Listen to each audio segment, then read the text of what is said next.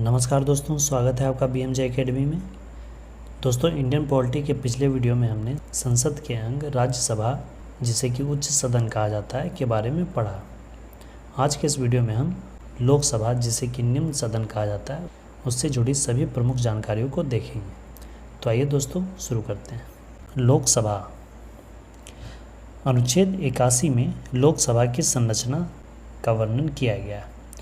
लोकसभा की संरचना में अधिकतम सदस्य संख्या अभी 552 है, जिसमें कि 550 राज्यों तथा केंद्र शासित प्रदेशों से और 2 सीटें एंग्लो इंडियन से हैं।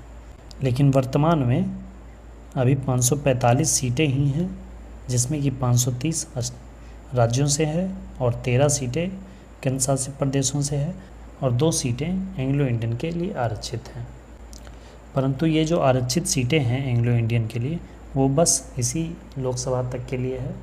अगले लोकसभा चुनाव में एंग्लो इंडियंस के लिए कोई पद आरक्षित नहीं होगा और ये किया गया है 104वें संविधान संशोधन 2019 के द्वारा।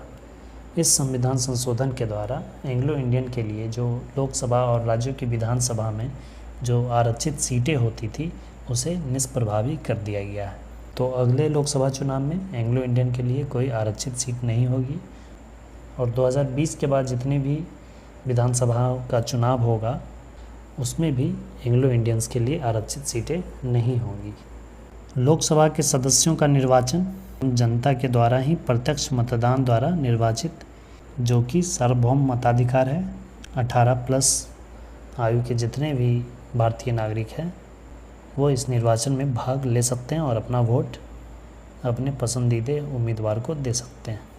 यह जो निर्वाचन पद्धति होता है, वह first past the post system पर आधारित होता है, यानी कि सबसे ज़्यादा जिसे वोट मिलेगा वो जीतेगा।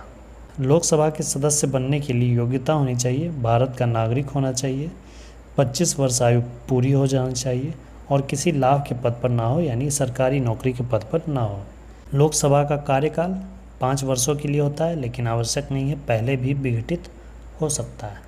अनुच्छेद 85 के अनुसार PM की सिफारिश पर राष्ट्रपति लोकसभा को विघटित कर सकते हैं पहले भी।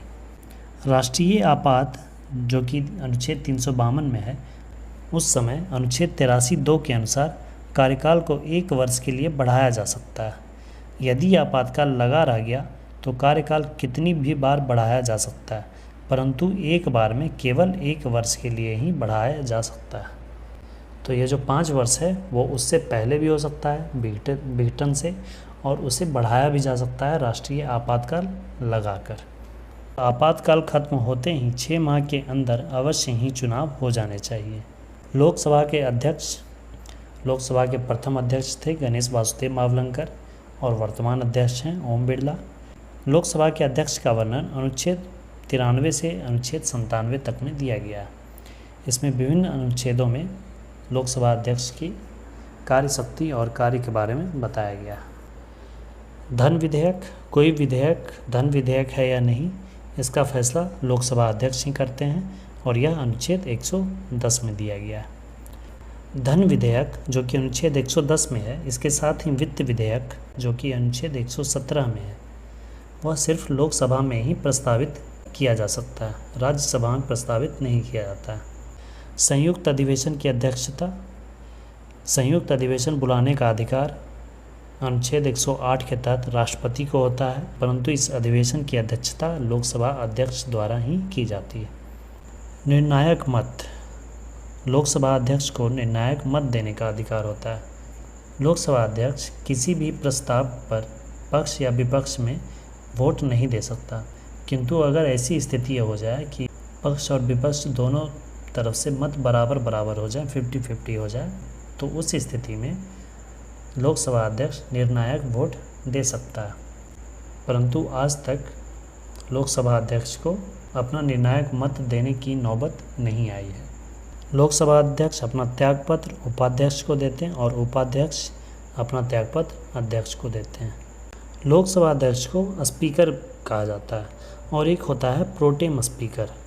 ये प्रोटेम स्पीकर कौन होते हैं? प्रोटेम स्पीकर की नियुक्ति राष्ट्रपति द्वारा की जाती है। यह उस समय किया जाता है जब लोकसभा का जब चुनाव होता है तो जितने भी निर्वाचित सदस्य होते हैं उन्हें शपथ ग्रहण करवाना होता है। तो उस समय लोकसभा अध्यक्ष तो कोई होते नहीं हैं, तो उस समय प्रोटेम स्पीकर बनाया जाता है। जो लोकसभा के जो सबसे वरिष्ठतम सदस्य होते हैं उन्हें ही प्रोटेम स्पीकर बना दिया जाता है, ताकि वो जितने भी नवनिर्वाचित सदस्य हुए हैं उनका शपथ ग्रहण करवाएं। नवनिर्वाचित सदस्यों के शपथ ग्रहण के बाद प्रोटेम स्पीकर का पद स्वतः ही समाप्त हो जाता है और फिर जो लोकसभा अध्यक्ष जो स्पीकर होते हैं उनका चुनाव फिर किया जाता है। कोई भी धन विधेयक जो कि अनुच्छेद 110 में है वो पहले लोकसभा में पेश किया जाता है। लोकसभा में पारित हो जाने के बाद फिर वह राज्यसभा में जाता है, जहां राज्यसभा के पास 14 दिन का समय होता है। उस 14 दिन के अंदर राज्यसभा उस बिल पर अपना सुझाव या विचार दे सकती है, और अगर राज्यसभा उस बिल को पारित नहीं भी करती है तो भी वह विधेयक 14 दिन में स्वतः पारित हो जाता है। तो धन विधेयक में राज्यसभा को शक्ति बिल्कुल भी नहीं है। धन विधेयक के मामले में पूरी शक्ति लोकसभा के पास है। अविश्वास प्रस्ताव सिर्फ लोकसभा में ही पेश किया जाता है। तो ये थे दोस्तों लोकसभा से जुड़ी महत्वपूर्ण जानकारियाँ, जिसमें लोकसभा अध्यक्ष, लोकसभा उपाध्यक्ष और प्रोटेम स्पीकर के बारे में भी हमने जाना। तो इस वीडियो के साथ हमने संघ की विधायिका, संसद को भी पढ़ लिया। सरकार के 3 अंग होते हैं, कार्यपालिका, विधायिका और न्यायपालिका। संघ की कार्यपालिका हमने देखा, उसके बाद हमने संघ की विधायिका देखा। अब हम संघ की न्यायपालिका को पढ़ेंगे। अब अगले वीडियो में हम संघ की न्यायपालिका अर्थात सर्वोच्च न्यायालय, सुप्रीम कोर्ट के बारे में पढ़ेंगे। धन्यवाद दोस्तों, जय हिंद।